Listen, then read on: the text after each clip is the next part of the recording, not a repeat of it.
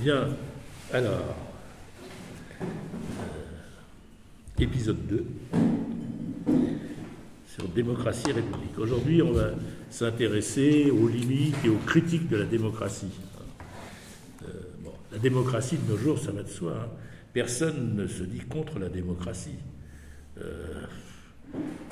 Même les tyrans se disent des tyrans démocrates. Hein. Surtout. Bon, voilà. Ça n'a pas toujours été le cas parce que pendant très longtemps, la démocratie était soupçonnée, hein, était critiquée. Pensez simplement à l'entre-deux-guerres. La grande majorité des intellectuels, quand on regarde un peu en détail, étaient contre la démocratie.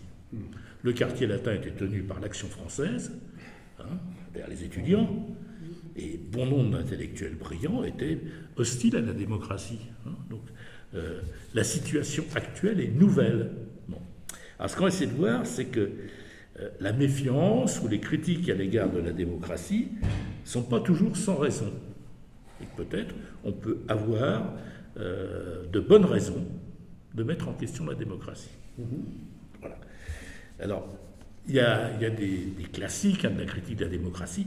Par exemple, c'est les écrivains réactionnaires au lendemain de la Révolution française, comme Joseph de Maistre, Bonald, etc., qui sont radicalement contre le régime nouveau qui s'est installé. Alors, dans leur cas, d'ailleurs, c'est compliqué, hein, dans le cas de Joseph de Maistre en particulier. Joseph de Maistre, au départ, accueille bien la Révolution. Et ceux qui veulent le dresser contre la Révolution, ce n'est pas du tout les principes de 1789, c'est la constitution civile du clergé. Et à partir de là, il va basculer, il va devenir un fervent royaliste. Mais ils étaient plutôt pour une royauté constitutionnelle. Hein. Et ils étaient francs-maçons, absolument. Donc c'est complexe, là aussi, cette histoire des écrivains réactionnaires. Bon, moi, je vais me tenir à trois auteurs qui me semblent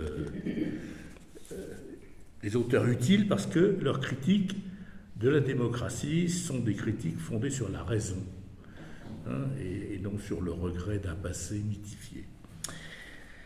Alors mes trois auteurs, ce sera d'abord Platon, voilà, à tout seigneur, tout honneur. Ensuite, je parlerai un petit peu de Tocqueville, dont j'avais déjà parlé la semaine dernière, enfin il y a 15 jours. Et puis je terminerai par Proudhon.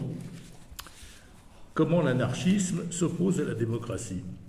Et vous voyez que ce simple fait, Proudhon ne s'oppose pas à la démocratie parce qu'elle est démocratique, parce qu'il dit justement qu'elle ne l'est pas, et que le peuple est exproprié du pouvoir par la démocratie. On va voir ça. Donc vous voyez, c'est trois points de vue très différents.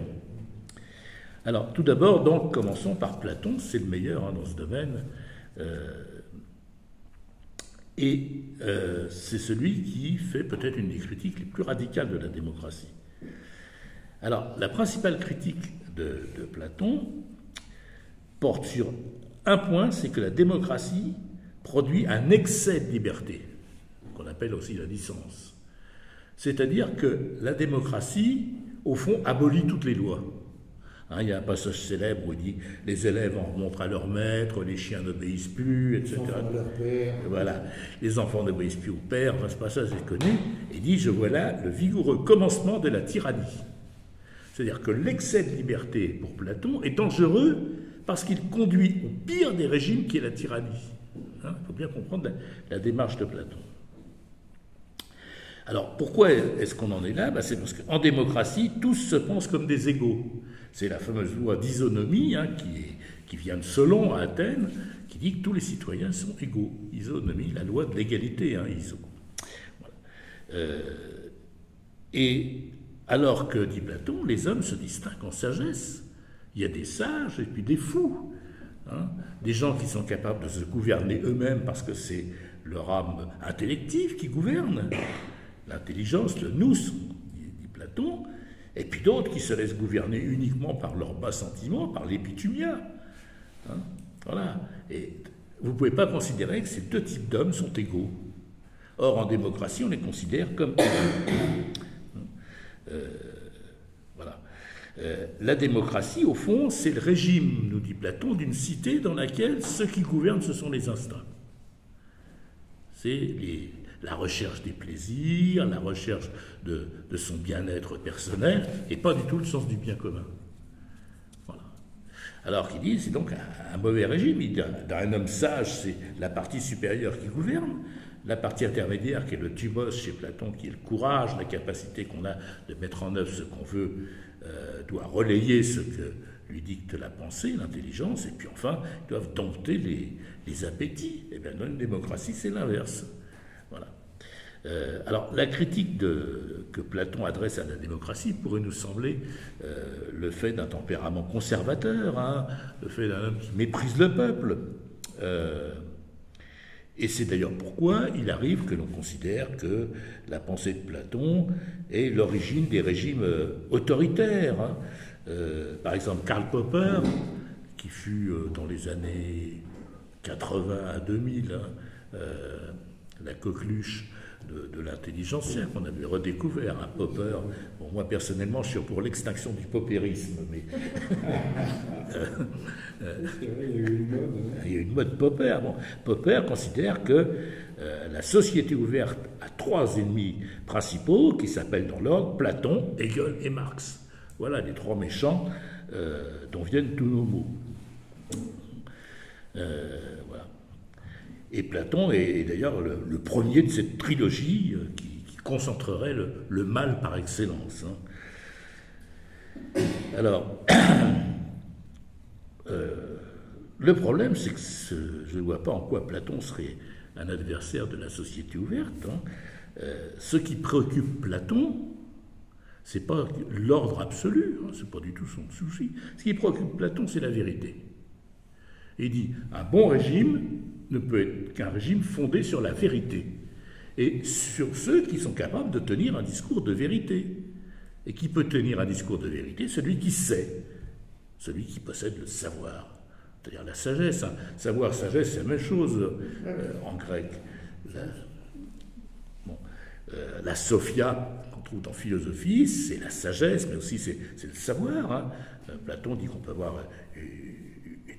Le charpentier, c'est celui qui a une sophia du bois. Voilà, il connaît le bois. C'est-à-dire une connaissance vraie, une connaissance qui n'est pas simplement une opinion.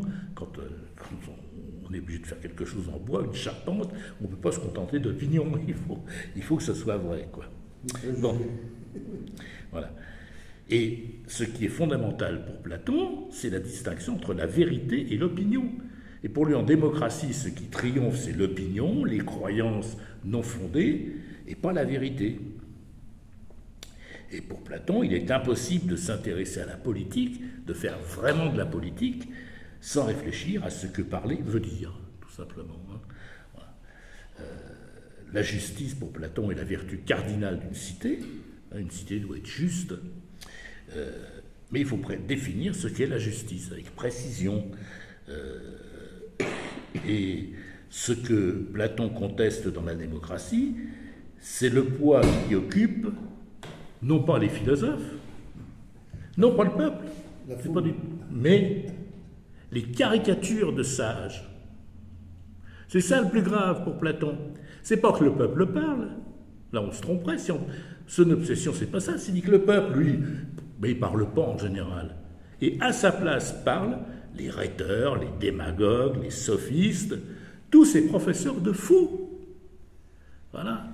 Tous les spécialistes du TOC, les démagogues, ceux qui conduisent le démos, hein, en grec, le démagogue.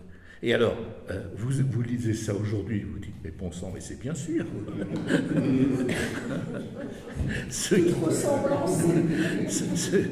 qui parlent, ceux qui nous gouvernent, ce sont bien des professeurs de fous.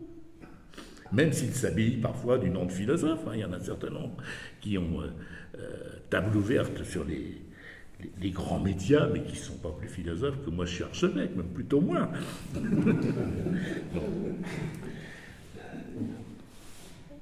Voilà. Par exemple, dans ce grand dialogue qui est presque un condensé de l'œuvre de Platon qui s'appelle La République, dont l'objet c'est la détermination de ce qu'est la justice, hein. Eh bien, ce dialogue commence par le récit avec un nommé Thrasymachus, Alors qu'est-ce que dit Thrasymach? Thrasymach, il dit arrête de nous embêter avec toutes tes bêtises, Socrate, parce que c'est Socrate qui parle toujours dans les dialogues de Platon. La justice, c'est la force. Il est juste que les forts aient raison. Puis voilà. Des petits Bismarck. Mais, oui. Alors, Socrate va justement contester cette idée en montrant que le gouvernement juste n'est pas du tout le gouvernement de la force, mais c'est le gouvernement qui s'occupe du bien commun. Et qu'est-ce que c'est qu'un bon gouvernement? Ben, c'est comme un bon médecin. Un bon médecin s'occupe de la santé de son malade. Eh bien, un bon gouvernant, c'est celui qui s'occupe de la santé de la cité. Voilà. Alors, je ne vois pas en quoi une telle pensée pourrait contenir en germe le totalitarisme, comme le dit Karl Popper. Et il est peu contestable que la démocratie tombe fréquemment entre les mains des démagogues, des rhéteurs, des beaux parleurs, des gens qui font des beaux discours, qui s'oublient le lendemain, qui vous disent des choses auxquelles ils ne croient rien du tout, qui vous racontent des mensonges, qui mentent comme des arracheurs de dents, mais ça aussi, on en a. Voilà, il suffit de regarder en ce moment. Hein. Les menteurs règnent. Bon. Et si on lit un autre dialogue de Platon qui est le Gorgias, qui est consacré justement à la critique des rhéteurs, on voit que tout ça est parfaitement moderne. Le rhéteur de Platon, c'est le communicant. D'ailleurs, qu'est-ce que dit le Gorgias, le rhéteur qui est en discussion avec Socrate? Gorgias, il dit, mon frère est médecin, mais il dit, moi je suis plus fort que lui. Parce que lui, il n'est pas forcément capable de persuader son malade de prendre le bon médicament. Alors qu'il dit, moi je suis capable de lui faire avaler n'importe quoi. Donc c'est moi le plus fort, c'est pas mon frère qui est médecin. Il faut lire le Gorgias, c'est un dialogue formidable. Hein. Voilà.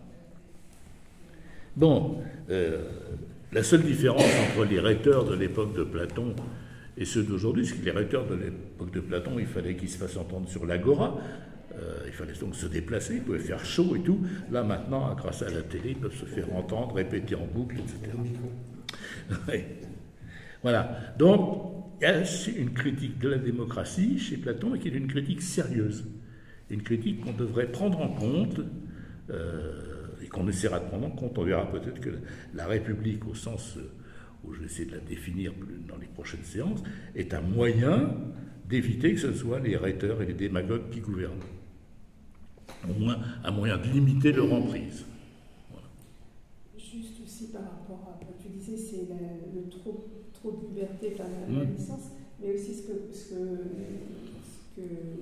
déplore Platon, c'est l'ignorance. Oui. Et que donc, parce que sinon on pourrait dire, voilà, c'est réservé, mais il y a quand même cette ouverture chez Platon par l'éducation, oui. de pouvoir amener chacun à... Bien sûr, oui. C'est pas vraiment une critique de la démocratie en tant que telle, mais c'est une critique de la démocratie telle qu'elle est organisée à son époque, comme elle est encore aujourd'hui d'ailleurs. Ça n'a pas beaucoup changé, puisque au contraire, là on est peut-être dans une régression par rapport à l'éducation, justement, mais que voilà, sans éducation, sans un minimum de connaissances, ben effectivement, tu suis les beaux parleurs. Et donc, plutôt que d'avoir vraiment une démocratie, ben, tu te retrouves dans une forme de tyrannie. Et toute ressemblance avec eux. Voilà, dans le Gorgias, il se vante de pouvoir parler de tout sans rien y connaître. Oui, c'est ça. Voilà, vous en voyez plein des Gorgias, plein partout. Voilà. Et effectivement, le but de Platon, c'est l'éducation. Il dit ne peut gouverner que si on est éduqué. Mais au fond, on verra que les républicains modernes pensent la même chose, les vrais. Il n'y a pas de république si le citoyen n'est pas éduqué. C'est 1848. Ah bah oui, 1848, le manuel du républicain de Renouvier. C'est un philosophe qui rédige le manuel pour les instituteurs. Voilà, bon. On verra ça plus tard, mais je crois que c'est donc une critique qui mérite d'être entendue et pas renvoyée au totalitarisme comme le font les ignorants un peu partout. Alors deuxième personnage que je voudrais convoquer ce soir, c'est Alexis de Tocqueville, 1805-1859. Alors c'est un homme qui est issu d'une famille de vieille noblesse, et comme homme politique, il va siéger dans les rangs du Parti de l'Ordre. Voilà, donc, clairement, politiquement, il est engagé où il le faut pour sa classe. Cependant, il est convaincu que l'évolution vers l'égalité est inéluctable, et qu'au fond, c'est peut-être pas une mauvaise chose, et que la seule question à poser, la vraie question, c'est de savoir si la poussée à l'égalité qui s'est manifestée dans la Révolution conduira à plus de liberté ou plus de certitude, de servitude.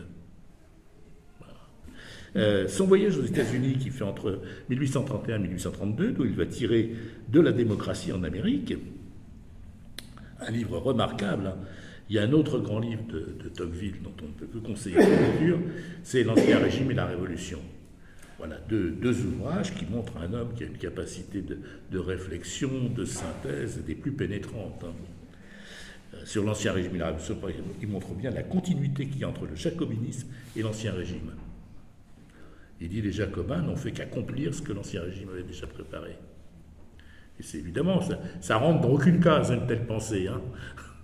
Ni ceux qui pensent que la France commence en 92, j'en connais, 1792, ni ceux qui opposent l'Ancien Régime d'ordre à l'anarchie du nouveau.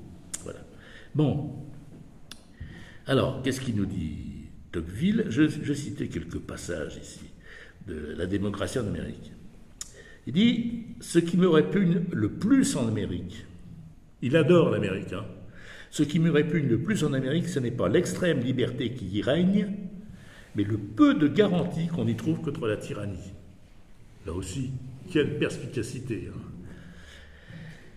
À la différence des écrivains réactionnaires qui s'inquiètent de l'affaissement d'autorité, au fond, ce qui inquiète Tocqueville, ce n'est pas l'affaissement d'autorité, c'est la perte de la liberté.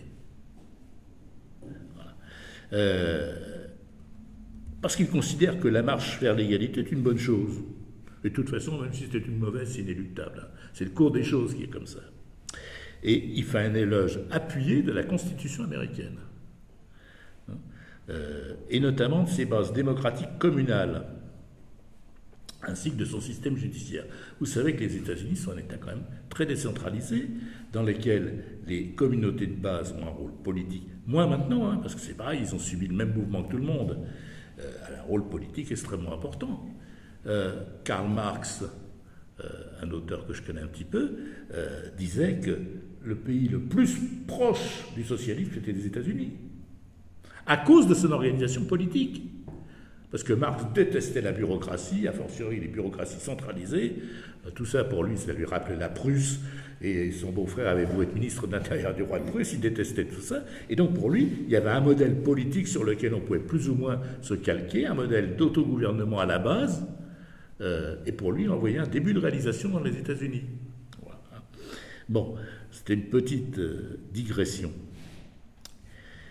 Et il dit par exemple, Tocqueville, sans institution communale, ça nous concerne aussi, hein, une nation peut se donner un gouvernement libre, mais elle n'a pas l'esprit de liberté. Des passions passagères, des intérêts du moment, le hasard des circonstances peuvent lui donner les formes extérieures de l'indépendance, mais le despotisme refoulé dans l'intérieur du corps social reparaît tôt ou tard à la surface. Bon, ça nous concerne, hein. Quel rôle jouent les institutions communales dans notre pays? Et pourquoi aussi, avec l'extension presque infinie du pouvoir de l'exécutif et de l'administration centrale, même si on a appelé ça décentralisation, réforme des politiques publiques, on est capable de badigeonner ça comme il faut, pourquoi ça s'est accompagné d'un affaissement considérable de la démocratie communale? Les communes sont aujourd'hui la 5e roue du carrosse. Bon, et ça renvoie au travail de Tocqueville. Et pourquoi ça conduit au despotisme alors? Ben parce qu'il n'y a pas de pratique à la base de la démocratie.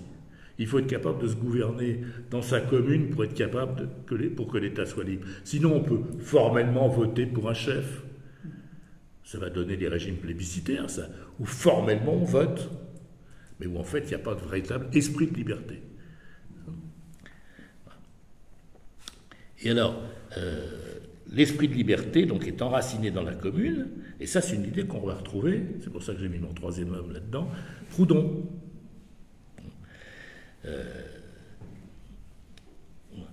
Alors, Tocqueville voit dans la passion égalitaire à la fois quelque chose donc qui fait partie de l'esprit du temps, mais quelque chose de dangereux, parce que l'égalité produit deux tendances, dit-il. L'une mène directement les hommes à l'indépendance et peut les pousser tout à coup jusqu'à l'anarchie. L'autre les conduit par un chemin plus long, plus secret, mais plus sûr vers la servitude. Ça paraît paradoxal, hein. D'habitude, on reproche trop de liberté, trop de démocratie égale anarchie. Mais Tocqueville dit non, ça, en fait, plus secrètement, ça conduit à la servitude. Tocqueville loue l'indocilité que produit l'égalité. Si vous pensez comme des égaux, celui qui vous commande, vous lui dites « Faites quel droit tu me commandes ? Je n'ai pas à t'obéir. » Alors, ça, Tocqueville trouve ça plutôt pas mal. Il y a le côté un peu fier de l'aristocrate que personne ne doit commander. Il y a ça chez Tocqueville, hein, le sens de l'honneur, le sens des valeurs. Donc, mais d'un autre côté, cette passion de l'égalité, donc, qui est d'un côté une bonne chose, elle produit d'autres passions qui sont nuisibles. Par exemple, c'est un fait que nous constatons aussi, les peuples démocratiques ont tendance à favoriser la concentration des pouvoirs. Et à cette première conséquence, on ajoute une seconde, comme chacun d'eux se voit peu différent de ses voisins. Voilà. Il comprend mal pourquoi la règle qui est applicable à un homme ne le serait pas également à tous les autres. Les moindres privilèges répugnent donc à sa raison. Les plus légères dissemblances dans les institutions politiques du même peuple le blessent, et l'uniformité législative lui paraît la condition première d'un bon gouvernement. Alors, ce que Tocqueville critique ici, c'est la tendance à faire rentrer l'heure réelle dans des cadres fixes. Il n'y a pas de république au monde qui n'admette, s'il veut exister, des différences de législation d'un point à l'autre, hein. Les Américains, par exemple, les États-Unis ont donné un certain nombre de régions un statut tout à fait à part. Par exemple, vous pouvez être Amish aux États-Unis. Vous êtes dispensé d'un certain nombre des obligations du citoyen moyen. Mais voilà, on tolère des différences, et ça, aucune république ne peut faire sans. En bon laïc, moi, je suis pour qu'on abroge le statut d'Alsace-Moselle. Mais le statut d'Alsace-Moselle, statut concordataire, bon, parce qu'il n'y a pas de raison. Mais en même temps, quand on réfléchit un petit peu, on se dit, il faudrait peut-être que les gens de là-bas soient d'accord, et que ce soit eux qui le demandent, et pas nous. Parce que, après tout, cette différence qui est un résultat de l'histoire, on ne peut pas l'abolir comme ça, parce qu'on a décidé que tout le monde devait être sous la même toise. Hein? Je crois ça nous amène à réfléchir sur le fait qu'une république, même centralisée, même unie, indivisible comme la nôtre, pourrait très bien admettre des différences. Par exemple, un statut de la Corse qui ne soit pas le statut des départements. Mais ça conduit à un système communautaire, des communautés avec... Eh bien sûr, c'est le danger, c'est le danger. Mais jusqu'à quel point on est bien obligé d'avoir... Oui, on tolère des tas de choses comme ça. Hein. Mayotte est un département français. Tout le monde sait que les lois françaises ne s'appliquent pas à Mayotte. Une bonne partie. Le droit musulman personnel s'y applique. Ben, bien sûr. Là, ils sont en vacances scolaires. Oui, parce que c'est le ramadan. Mais bien sûr. Bon, alors on peut protester contre ça, mais bon, on fait avec. On fait avec le réel. On ne va pas ratiboiser tout ça. Bon, ça nous coûte un tas de soucis, cette histoire de Mayotte, c'est autre chose, puisque les Comores ont engagé une offensive pour récupérer Mayotte par une invasion, tout bête, hein. Ils font débarquer des gars qui sont classés comme immigrés, mais qui vont demander leur naturalisation, et puis Mayotte va basculer. Puis nos amis russes sont un peu dans le coup, paraît-il. Bon, voilà. Est-ce qu'on a intérêt, nous, République française, à garder ce statut de Mayotte? Moi, j'ai envie de dire pour l'instant, oui. Il faut garder ce qu'on peut garder. En plus, c'est quand même pas une mauvaise position. Et puis, c'est pas plus mal que ces gens vivent beaucoup mieux à Mayotte qu'aux Comores. C'est d'ailleurs pour ça que les Comoriens veulent venir à Mayotte. Hein. Voilà. Enfin, bref. Donc, pas d'égalité abstraite. Hein? Voilà. Alors, il y a un autre domaine dans lequel l'égalitarisme abstrait joue un rôle considérable, c'est que si on est tous égaux, pourquoi il y en a un qui a 18 en maths et l'autre 14, et puis le troisième il a 5? C'est pas juste. Parce que le correcteur a reçu des consignes. Voilà. Donc, maintenant, le correcteur reçoit des consignes pour dire pas de note en dessous de 10, pour que personne ne se sente discriminé, pour qu'on soit tous égaux. Bienveillant. Bienveillant, égaux dans la bienveillance. Bon. Alors, l'égalitarisme, nous dit Tocqueville, produit finalement un conformisme de masse qui est par nature hostile à l'intelligence et à toute valeur supérieure. Voilà. Il y a une chose qui est importante dans toute société, c'est qu'on puisse admirer. Admirer. Il y a des gens qu'on admire parce qu'on pense qu'ils ont une valeur supérieure. Ça ne veut pas dire qu'ils ont une dignité supérieure à celle du Pékin moyen, pas du tout. Mais on a besoin d'admirer. On a besoin d'avoir des modèles. Voilà. D'ailleurs, les mêmes qui protestent contre toutes ces formes d'admiration sont en même temps ceux qui assistent à toutes les compétitions sportives dans lesquelles on valorise le premier, pas le dernier. Voilà. Que je sache.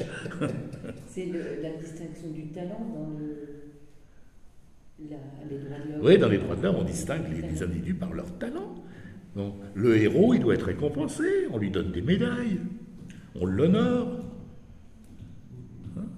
Voilà. Bon, les héros de la résistance, on en a vu encore il n'y a pas longtemps, on les met au Panthéon. Donc on ne pratique pas l'égalité. Il y a des tas de gens qui auraient mérité sûrement, qui ont autant souffert que Mishiak Manoukian. Et voilà, on a fait quelque chose qui contrevient à cette loi d'isonomie qui veut qu'on soit tous les mêmes. Voilà. Alors ce conformisme de masse, cela donne naturellement, nous dit Tocqueville, aux hommes des temps démocratiques une opinion très haute des privilèges de la société et une idée fort humble des droits de l'individu. Ils admettent aisément que l'intérêt de l'un est tout et que celui de l'autre n'est rien. Ils accordent assez volontiers que le pouvoir qui représente la société possède beaucoup plus de lumière et de sagesse qu'aucun des hommes qui le composent et que son devoir, aussi bien que son droit, est de prendre chaque citoyen par la main et de la conduire. Voilà. Il dit, l'égalitarisme conduit à ce qu'on aime tous avoir un chef qui nous conduise.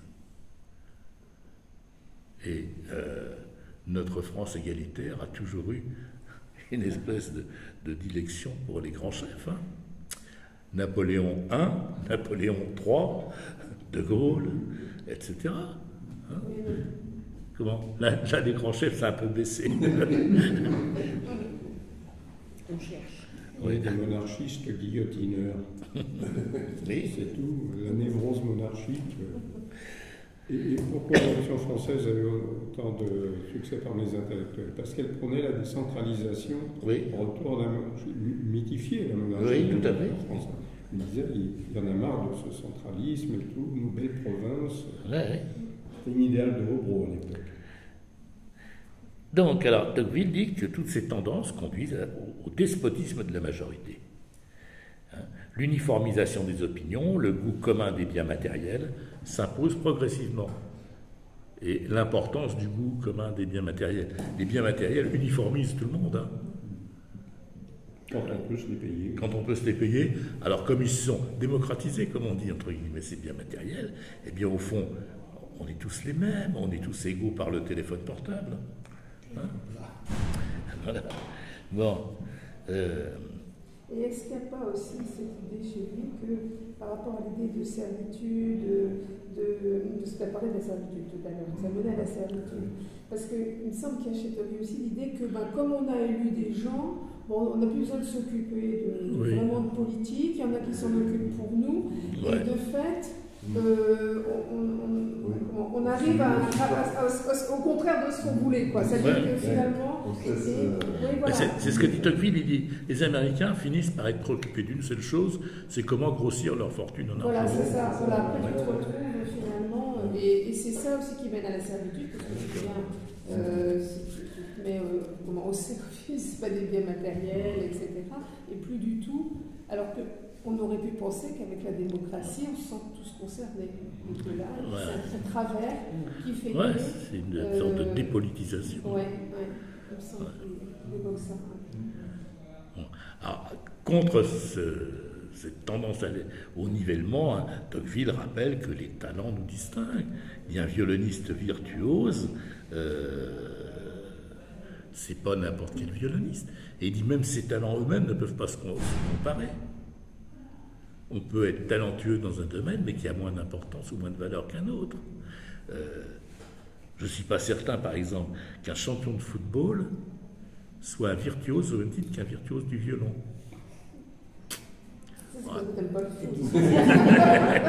C'est peut-être parce que j'ai pas le pouce.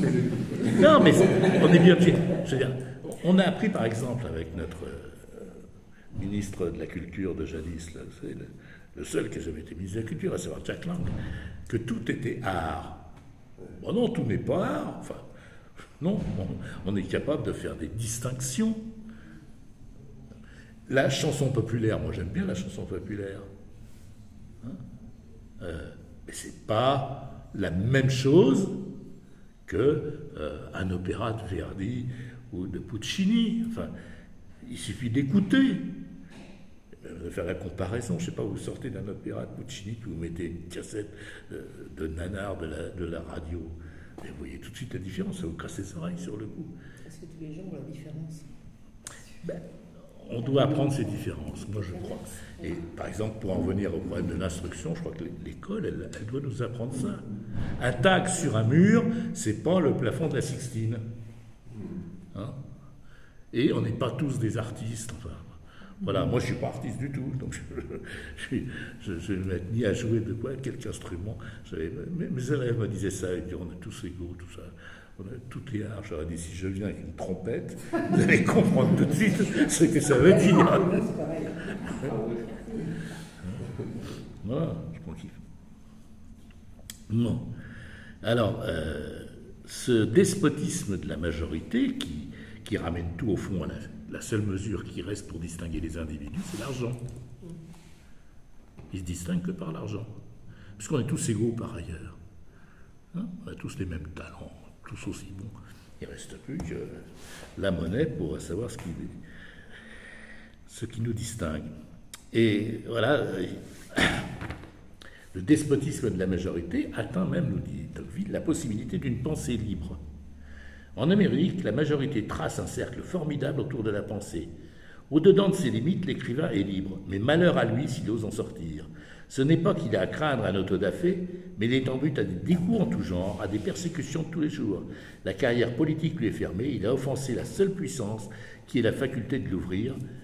On lui refuse tout, jusqu'à la gloire. Avant de publier cette opinion, il croyait avoir des partisans, il lui semble qu'il n'en a plus maintenant qu'il s'est découvert à tous. Car ceux qui le blâment s'expriment hautement et ceux qui pensent comme lui, sans avoir son courage, se taisent et s'éloignent. Il cède, il plie, enfin sous l'effort de chaque jour, et rentre dans le silence comme s'il éprouvait les remords d'avoir dit vrai. Il n'avait pas connu McCarthy, hein. Il n'avait pas connu McCarthy, mais c'était ça. Et ça conduit, là encore, ça parle de nous, hein, à une dévalorisation du pouvoir politique, du personnel politique. Parmi la foule immense qui aux États-Unis se presse dans la carrière politique, j'ai vu bien peu d'hommes qui montrassent cette virile candeur, cette mâle indépendance. Ça devrait être interdit, des choses pareilles. Cette mâle indépendance de la pensée qui a souvent distingué les Américains dans les temps antérieurs et qui, partout où on la trouve, forme comme le trait saillant des grands caractères. On dirait au premier abord qu'en Amérique, les esprits ont tous été formés sur les mêmes modèles, tant ils suivent exactement les mêmes voies. Voilà. Donc, voilà, ce conformisme de masse que produit la démocratie n'a cessé de se développer. Hein. La démocratie en Amérique, à écrire aujourd'hui, ça horrifierait Tocqueville, bien que cela confirmerait tous ces soupçons. Hein. Aujourd'hui, on est des complotistes. Oui. Alors, Tocqueville dit, les modernes, après avoir aboli l'esclavage, ont donc encore à détruire 3 préjugés bien plus insaisissables et plus tenaces que lui, le préjugé du maître, le préjugé de race, et enfin le préjugé du blanc. Donc, c'était pas un réactionnaire, hein, Tocqueville. Il comprenait bien qu'il y avait un certain nombre d'autres choses qui étaient en cause. Il faudra attendre 3 décennies après le livre de Tocqueville pour que l'esclavage soit aboli aux États-Unis. Une guerre entre le Nord et le Sud qui a fait 618 000 morts, chiffre minimal. Hein. Pour une population qui n'était pas très importante. Hein. 618 000 morts. On y a d'ailleurs testé beaucoup de choses modernes, la tranchée, la mitrailleuse et le barbelé, dans cette guerre de sécession. Voilà. Bon, comme vous voyez, la passion de l'égalité a des limites.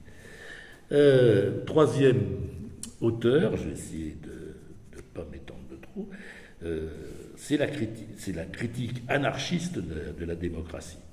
Alors, quand on parle d'anarchisme, c'est compliqué. Anarchisme, théoriquement, ça veut dire refus du pouvoir. Hein. Pas de pouvoir anarque et pas de principe de pouvoir. Alors, dans les anarchistes, on distingue traditionnellement des individualistes, comme Max Stirner, l'auteur de L'unique et sa propriété, qui défendent surtout l'indépendance du moi.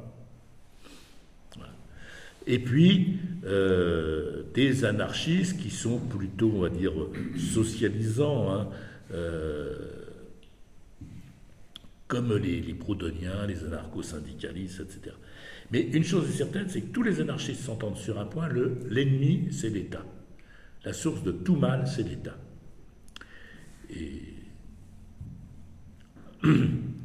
Et la démocratie, donc, elle est comme les autres formes d'État, elle est un État, elle est un kratos, un pouvoir, et donc elle est aussi mauvaise que les autres. Pour un anarchiste, que le pouvoir appartienne à un seul, à 200 ou à 2 millions, ça ne change pas grand-chose sur le fond. Voilà. Et Joseph Proudhon, qui est au départ qui est un ouvrier, un Proudhon, comme étaient d'ailleurs les premiers penseurs du mouvement ouvrier français, c'était des vrais ouvriers, c'était pas des intellectuels qui décidaient de dire aux ouvriers comment ils devaient se comporter. Bon. Donc Proudhon va être le premier à développer toute une série de thèses qui vont dans un premier temps influencer beaucoup Marx, de thèses concernant la réorganisation de la société sur une base anarchiste. Proudhon considère qu'il y a un soubassement commun à la démocratie et à la monarchie, et il réfute la prétention de la démocratie qui se présente comme la forme de gouvernement qui traduit mieux la souveraineté du peuple. Voilà. Donc il attaque la démocratie en son fond, il dit « Vous prétendez, vous, démocrates, représenter la souveraineté du peuple ?» Pas du tout. C'est autre chose.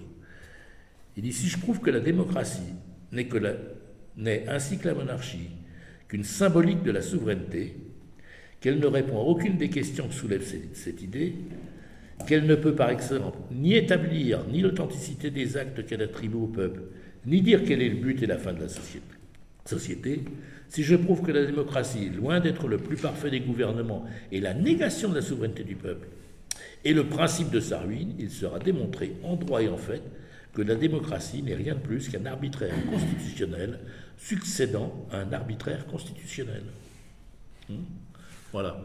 Je vais vous démontrer qu'il n'y a pas de différence de fond entre la monarchie et la démocratie. Dans tous les cas, c'est un arbitraire, c'est une constitution qui ne reflète rien de naturel, rien de ce qu'est la vie des peuples, qui décide et qui vous soumet. Parce qu'il pose des questions, il dit, qui peut parler au nom du peuple? Une bonne question. La démocratie est la souveraineté du peuple, mais qui parle au nom du peuple? Quelle assemblée peut prétendre exprimer la souveraineté du peuple? Par exemple, il dit, je demande donc, comme Rousseau, si le peuple a parlé, pourquoi n'ai-je rien entendu? Voilà. Vous me citez cette révolution étonnante à laquelle, moi aussi j'ai pris part, dont j'ai prouvé seule la légitimité, dont j'ai fait ressortir l'idée, vous me dites, voilà le peuple. Mais d'abord, je n'ai vu qu'une foule tumultueuse, sans conscience de la pensée qui la faisait agir, sans aucune intelligence de la révolution qui s'opérait par ses mains. Puis, ce que j'ai appelé la logique du peuple pourrait bien être autre chose que la raison des événements, d'autant plus que le fait, une fois accompli, tout le monde se met d'accord sur sa signification, les opinions se divisent de nouveau sur les conséquences. Autrement dit, au fond, l'idée de peuple et de pouvoir du peuple est peut-être une simple illusion. On appelle pouvoir du peuple ce qui a été la marche des événements. Mais Où est la souveraineté des individus dans cette affaire? Le peuple n'est au fond qu'un être de raison, un être imaginaire. N'existe pas le peuple. Et c'est au nom de cet être imaginaire que les chefs prétendent agir. Alors, que le chef, ce soit un homme, un groupe d'hommes, ou une assemblée. Une assemblée même n'est jamais le peuple tout entier. On pourra y revenir, si vous le voulez, plus tard, tout ça, je compte y revenir. Même les assemblées les plus démocratiques n'ont jamais entraîné qu'une minorité. La majorité est toujours restée en dehors. Je sais pas moi, la Commune de Paris, c'était une des choses les plus représentatives, mais c'était encore qu'une minorité. Une forte minorité, mais une minorité, puis une minorité surtout dans un immense océan qui était contre elle. Les soviets en Russie, quand ils font prendre le pouvoir par les soviets, en octobre ou novembre, je suis dans le calendrier, 1917, ils font voter la prise du pouvoir par les soviets. Tout le pouvoir soviétique décide ça. En fait, les bolcheviks avaient déjà pris le pouvoir quand ils l'ont fait voter. Ils avaient investi les principaux lieux, ils étaient là, et ils font voter. Mais qui font voter? Les représentants, d'abord leurs hommes, les soldats, les déserteurs. Oui. C'est un coup d'État militaire. En fait. Oui, c'est un coup d'État militaire en vérité. Et l'immense majorité du peuple est en dehors de ça. D'ailleurs, quand on lui demande son avis au peuple, quelques semaines plus tard, quand la constituante est élue, on s'aperçoit que les bolcheviks, c'est moins de 25%. Et que le parti dominant, c'est les vieux socialistes révolutionnaires, les amis du peuple, qui s'appelaient les amis du peuple, jadis la Narodnaya Volia, qui sont les majoritaires. Bon, alors qu'à cela tienne, comme c'est pas le vrai peuple, ceux-là, on les vire et on dissout l'Assemblée constituante manu militari. Voilà. Dans la pratique, la démocratie n'a toujours été qu'une petite minorité. On se plaint de la démocratie athénienne en disant « ouais, c'était 10% du peuple athénien qui était représenté dans l'Ecclésia ». Est-ce qu'on en est beaucoup plus? Alors, je ne sais pas. Nous-mêmes, aujourd'hui, on est dans des régimes où il suffit que 20% de 50% l'emportent pour qu'on dise « voilà la volonté majoritaire ». Voilà. Les États-Unis sont gouvernés comme ça depuis très longtemps. Ils ont 50% de participation, quand tout va bien. Mais c'est les représentants du gouvernement du peuple, par le peuple, pour le peuple. Bon œil, on a envie de dire. Bon, voilà. Et alors, Proudhon dit qu'il faut juger la théorie du suffrage universel. La démocratie, c'est la démocratie que nous avons à démolir, comme nous avons démoli la monarchie. Voilà la thèse de Proudhon. Alors, qu'est-ce qu'il reproche à la démocratie? Tout d'abord, qu'elle n'est qu'une aristocratie déguisée. Ben oui, on sait bien. Dans toute démocratie, ce qui gouverne, c'est une classe d'élus. D'élus qui parfois sont élus héréditaires. Ça se fait quand même pas mal, ça. C'est le fiston qui prend la succession du papa au poste de député. Donc une classe à part, sélectionnée parfois. C'est de plus en plus vrai tant que la démocratie représentative fonctionnait sur la base des partis. On pourrait dire que le parti, si c'était un parti de masse, invention du XXe siècle, le parti était une fraction du peuple qui sélectionnait ses représentants. C'est pour ça que la Constitution dit que les partis concourent à l'expression du suffrage. Voilà. Mais les partis n'existent plus, comme vous le savez. Ils sont devenus des mouvements gazeux, comme le disait un célèbre rhéteur. Les mouvements gazeux, ces mouvements gazeux, ils ne sélectionnent rien du tout. Ce sont les chefs qui embauchent des élus, des futurs élus. Et ça se fait pareil dans tous les partis. Il y a quelques années, un Italien s'appelle Mauro Calise a écrit un livre très intéressant sur ce sujet qu'il appelait le parti du leader. Il montrait comment on fait des transformations importantes dans les partis politiques. Alors il donnait deux exemples, lui, c'était trois exemples. L'exemple italien avec le parti de Berlusconi, la manière dont Gerhard Schröder a pris le contrôle de la social-démocratie allemande, et puis Tony Blair dans le Parti britannique. Il dit à chaque fois c'est la même chose. Vous avez une équipe de gens qui se pointent, qui sélectionnent leur nouvel appareil et qui éliminent tout choix populaire. Et ça s'est passé comme ça. Et vous regardez, les deux partis nouveaux en 2017, c'est la France Insoumise et le parti de Macron, tous les deux marchent aussi sur le même principe. Tous les deux, pardon. Marchaient sur le même principe. C'est-à-dire sélection par en haut par une petite équipe. Pas de démocratie du tout. Pas de démocratie du tout. Ils le reconnaissent. Ils le reconnaissent, oui. Mélenchon revendique qu'il ne doit pas y avoir de démocratie dans son parti. Il le revendique. Il dit, moi je ne veux pas me retrouver avec des motions, des gens qui veulent se faire élire, pas du tout. Voilà. Donc, voilà. Enfin, il faut critiquer la démocratie parce que c'est une aristocratie déguisée, on pourrait même dire une oligarchie déguisée.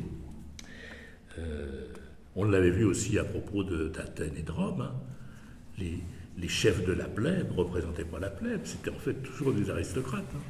Périclès comme Jules César. Alors, deuxièmement, la démocratie, ça a été la représentation de la classe des commerçants, des banquiers, des industriels. Hein, on sait bien que les premiers partis de la Révolution française, c'est d'abord été les Girondins, qui étaient typiquement les représentants de cette classe-là. Et c'est toujours, donc, même s'ils sont choisis par le peuple, c'est toujours une aristocratie. Voilà. Le deuxième gros défaut de la démocratie, nous dit Proudhon, c'est qu'elle est exclusive et doctrinaire. Doctrinaire parce qu'elle affirme que le peuple ne peut se gouverner lui-même et qu'il lui faut des représentants. Et donc elle exclut de fait le peuple. Le système électoral est un système d'exclusion. Et le pouvoir de la majorité repose toujours en fait sur le pouvoir de la minorité. C'est ça la démocratie. Donc la démocratie, c'est la tyrannie des majorités, la tyrannie la plus exécrable de toutes, car elle ne s'appuie ni sur l'autorité d'une religion, ni sur une noblesse de race, ni sur les prérogatives du talent et de la fortune. Elle a pour base le nombre et pour masque le nom du peuple. Est-ce que par hasard, quand une majorité plus démocrate aura voté le budget, la minorité devra croire qu'elle a aussi voté et qu'en conséquence, elle est tenue de payer, alors que précisément, elle aura voté contre le budget? Proudhon dit, voilà, dans une démocratie, la minorité est obligée de se plier. Donc où est sa liberté, où est son pouvoir à cette minorité? Bon, voilà. Est-ce que c'est vraiment un argument par rapport à d'autres types de régimes? Proudhon considère que tous les régimes sont mauvais. Hein. Oui, c'est ça, donc c'est pas... Non, mais il dit que c'est pas mieux que les autres. Ah, C'est son argument.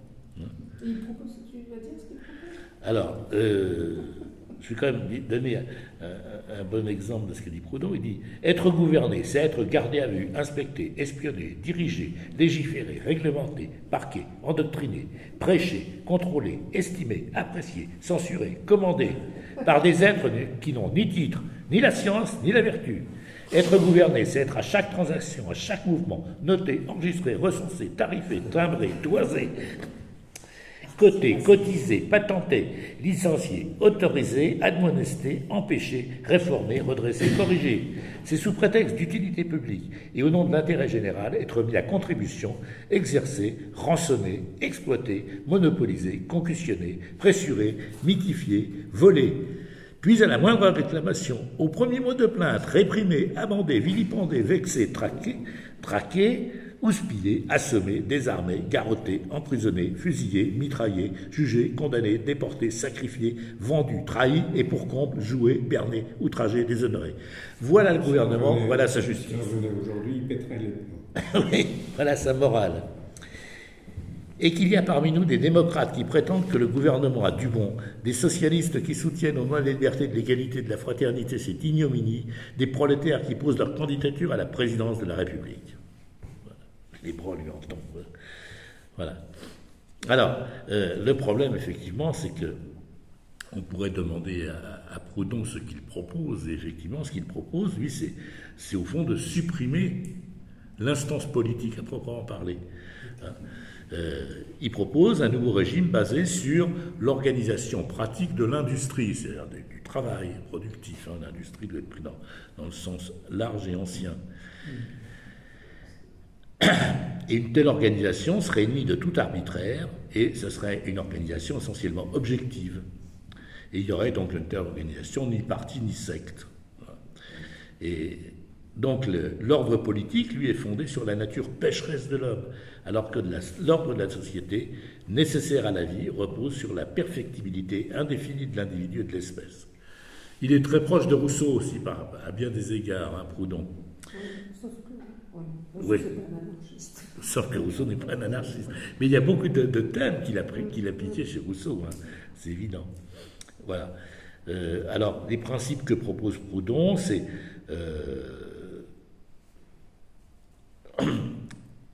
des projets de réforme sociale qui supposent que la classification du peuple soit une classification par industrie, la force collective serait le principe de compagnie ouvrière qui remplace les armées, le commerce c'est la forme concrète du contrat qui remplace la loi, l'égalité, l'échange, la concurrence, le crédit qui centralise les intérêts contre la hiérarchie gouvernementale, l'équilibre des valeurs et des propriétés. C'est-à-dire qu'au fond, il pense que l'économie, à condition que tous les individus s'en saisissent, parce qu'il est absolument contre la grande industrie. Oui, mais c'est là qu'il parle de la coopérative. Oui, voilà. L'économie est une économie coopérative, mutualiste, et fondée sur une organisation à la base des citoyens. Et cette organisation à la base serait des communes qui pourraient ensuite se fédérer.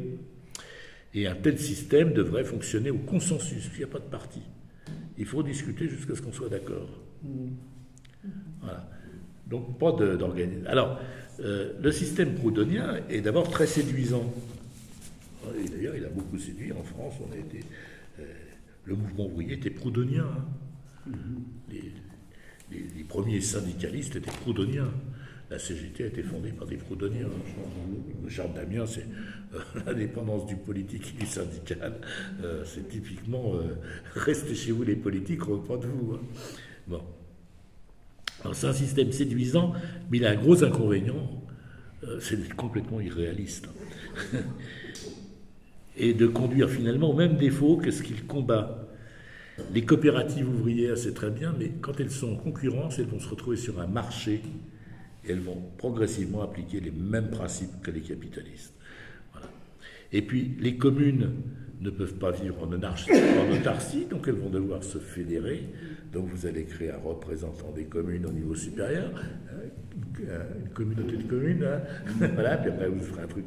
Et puis on va trouver quelque chose qui a été la plaie du système soviétique. C'est-à-dire que ce système où on part de la base vers le sommet, ça crée une pyramide qui aboutit à une concentration du pouvoir d'autant plus efficace qu'elle est invisible. Voilà. Alors, il y a d'ailleurs sur l'impossibilité où conduisent les théories de Proudhon, il y a un excellent film que certains ont peut-être déjà vu, la Tchétchilia. Là, c'est même pas une commune. Hein. Ouais, ils sont 20. Oui, ils sont 20 au départ. C'est une expérience. C'est une petite communauté anarchiste qui a été fondée par un anarchiste italien qui s'appelait Giovanni Rossi. Comme tous les Italiens s'appellent Rossi, les Italiens. Bon. Et il s'est installé sur un bout de territoire que leur avait concédé l'empereur du Brésil. Voilà. Et puis, Rossi, à partir des carnets de Rossi, il y a une historienne qui en a fait l'histoire, et puis Comolli qui en a fait un film, et qui montre comment cette commune s'est désagrégée. Et alors Rossi est très content parce qu'il dit qu'il fallait en faire l'expérience. Bon, il dit avec les leçons d'expérience, on fera mieux. Bon, ils sont tombés très rapidement sur le fait qu'on ne peut pas abolir les liens qui existent naturellement entre les individus. Par exemple, premier truc qui va casser, ça va être le rôle de la famille. Tous ces ouvriers italiens qu'ils ont recrutés, ils tiennent à leur famille. Ils n'ont pas envie de tout partager. Voilà. Et puis, très vite, on se retrouvait dans une situation un peu difficile du point de vue économique, et ils vont être obligés de s'embaucher dans la compagnie qui trace les routes dans la Macédoine à ce moment-là, et vont devenir des sortes d'esclaves qui travaillent. On voit très vite aussi l'opposition entre le manuel et l'intellectuel, oui. Rossi, c'est le chef, l'intellectuel, il sait ce qu'il faut, mais les gars qui bossent, ils ne sont pas du tout dans la même situation. Voilà. Proudhon était était franc-comtois. Oui. Et il a projeté le système de sa région. Il y avait encore beaucoup de... Oui. Bon, la fruitière, bon déjà, les coopératives, c'est universel. Les coopératives forestières, ça a été un mal fou pour appliquer le code forestier, hein, c'est comme dans les Pyrénées. Et il a suivi un modèle qui, je vais dire, qu'il avait observé. Oui, tout à fait, oui. C'est très comtois, le coopératif, c'est très comtois. Oui, le Jura suisse reste très profondément imprégné de ces traditions-là. Hein. Il y a encore beaucoup d'anarchistes dans le Jura suisse. Ah oui, c'est vrai. Voilà. Bon, alors, l'anarchisme, c'est sympathique, je trouve. Si, on peut dire les choses comme ça. Il y a une chose aussi qui démontre pourquoi ils sont contre l'État, c'est parce qu'ils considèrent que ceux qui dominent et qui exploitent économiquement sont les mêmes qui dominent politiquement. Et de fait, quand tu regardes dans tout régime politique, c'est souvent le cas, ce qu'on appelle les élites, elles sont toujours à peaufiner. Et c'est ça aussi qui dénonce, qui souhaiterait supprimer. Oui, les anarchistes me font penser quand même à ce que disait Alain, grand philosophe du radical socialisme. Il disait il faut obéir à l'État, mais ne jamais l'aimer. L'aimer. Voilà. Et ça, c'est pas faux comme idée. Et peut-être, alors on ne peut pas faire une société anarchiste, ça semble impossible, mais un petit grain d'anarchisme ne fait pas de mal, quoi. C'est un peu comme dans la cuisine.